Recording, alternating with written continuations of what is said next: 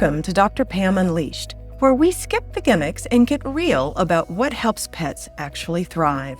I'm Dr. Pam, functional medicine vet, symptom decoder, and your guide to a vibrant, no BS pet care. Let's get into it. Welcome back to Dr. Pam Unleashed. I'm Dr. Pam, and this is episode 2 of Ozone, the Oxygen Revolution. If you caught episode 1, you know what ozone is. It's medical-grade oxygen, O3 instead of O2. That extra oxygen atom makes it incredibly reactive in specific therapeutic ways. And if you didn't catch episode 1, here's a quick recap. Ozone kills pathogens, bacteria, viruses, fungi, and parasites. And they can't build resistance to it because it physically disrupts their cell membrane. No adaptation possible. It clears biofilms, those protective housing projects bacteria build to hide from antibiotics and immune response. It increases oxygen to the tissues, regulates the immune system, activates the body's own antioxidant defenses, and reduces inflammation at the source.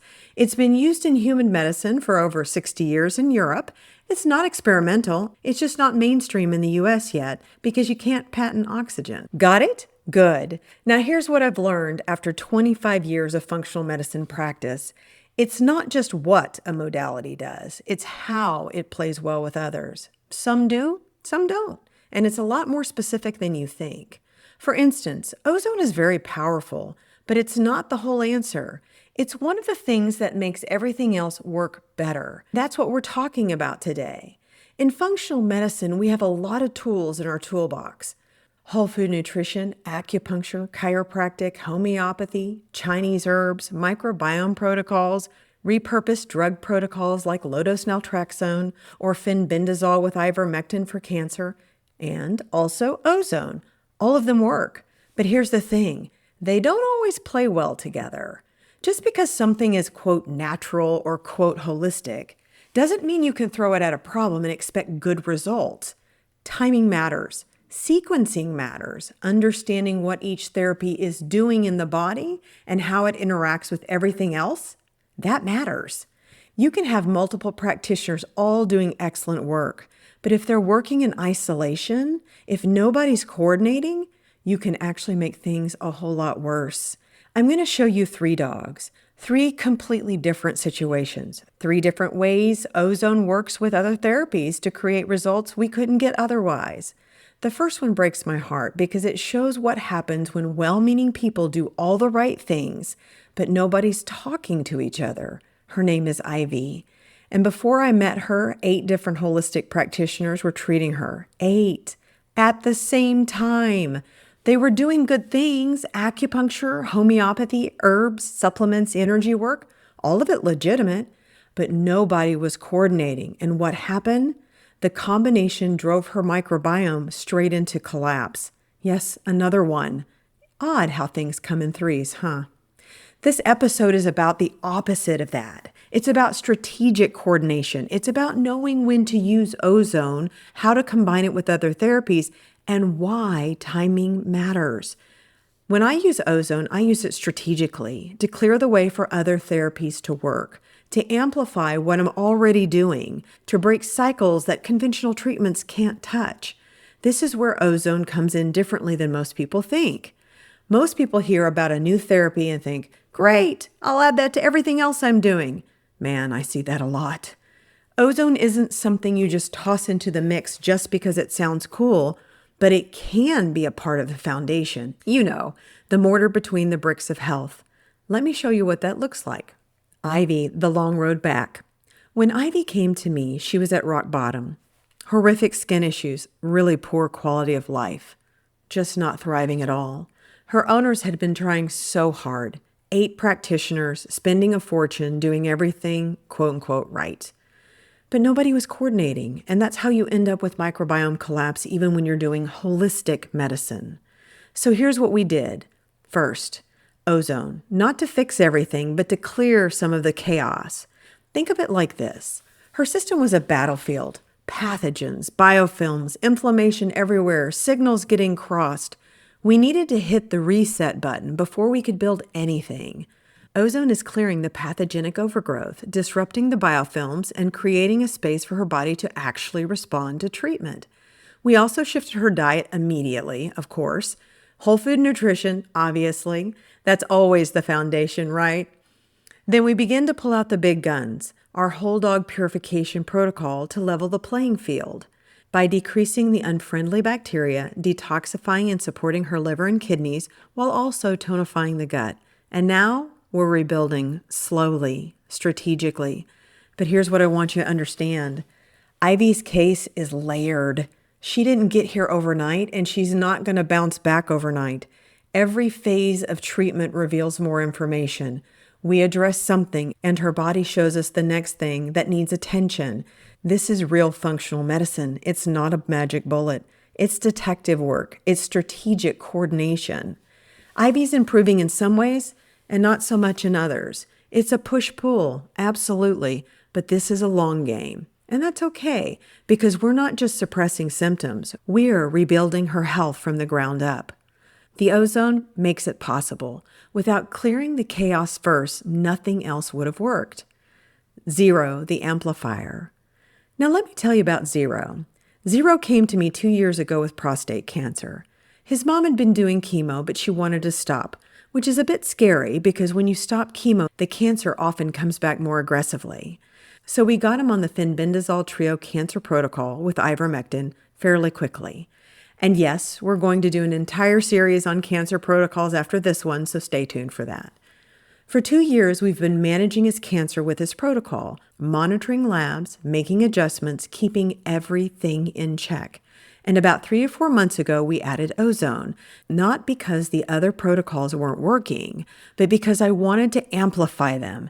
Cancer is smart, and it's wily. Those cancer stem cells build tolerance to treatment, including chemo and radiation, and it's not a good thing. So you have to come at it with a multimodal approach, meaning multiple things to keep it guessing. Remember what I said last episode? Ozone improves tumor oxygenation, makes tumors more vulnerable to treatment, and helps the immune system recognize the cancer cells. So now Zero gets weekly ozone treatments, rectal insufflation, which is exactly what it sounds like. And here's what cracks me up. This dog loves coming to the clinic, tail wagging, smile on his face, happy as can be. I'm literally violating him once a week, and he can't wait to see me. Crazy. But here's the important part. This isn't a set and forget it situation. We're still monitoring his labs, still watching for signs of progression, still adjusting as needed. Because cancer does not just sit still, and protocols shouldn't be static. What Zero's case shows is this. Ozone isn't replacing the cancer protocol. It's making it work better. It's the amplifier, the multiplier, that thing that takes what's already working and supercharges it. That's why I call it the mortar between the bricks of health. Without it, the other bricks don't hold as well. Coco breaking the cycle. And then we have little Miss Coco. She's a sweet little French bulldog, and if you know Frenchies, you know. Adorable faces, incredible personalities, and questionable backbone engineering. Coco is paralyzed in her back end. She can't fully void her bladder, and when you can't empty your bladder completely, you're a setup for recurrent urinary tract infections. The conventional approach? Antibiotics. Every time she gets an infection, another round of antibiotics, which just makes things worse because now you're damaging an already compromised microbiome, creating antibiotic-resistant bacteria, perpetuating the vicious cycle again and again and again. We've been using rectal ozone with Coco to break that cycle, but here's where it gets interesting. We're about to try something different for her. Ozone directly into the bladder via catheter. Now, this should be fun. We're talking about a gorked-out Frenchie who can't feel her hoo-ha, and we're going to attempt urinary catheterization without full-on anesthesia. It can be done, and it's been done. Here's why we're doing it. If we can find Coco's sweet spot, maybe giving ozone once a month or every 3 weeks, we might be able to keep her from ever needing antibiotics for a urinary tract infection again. Because here's the thing about ozone. It doesn't matter what bacteria you have. It doesn't matter what fungi. Ozone will kill it. and it disrupts the accompanying biofilms, those protective structures the buggies build to hide from antibiotics and immune response. So if we can get ozone directly to where the problem is, we're not just treating the current infection, we're preventing the next one. This is what I mean by strategic use. We're not just using ozone systemically, we're targeting it exactly where it's needed.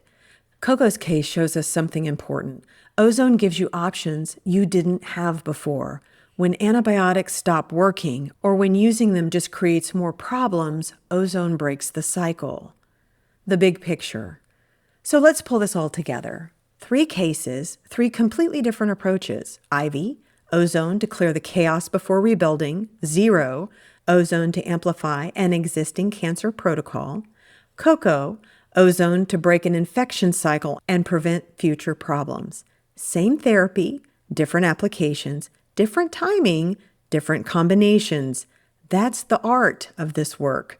It's not about having one magic tool. It's about knowing how to orchestrate multiple therapies so they work together instead of against one another. And ozone, it plays well with others. It doesn't compete with the protocols I'm already using. It doesn't cancel them out or interfere with them. It makes them work better.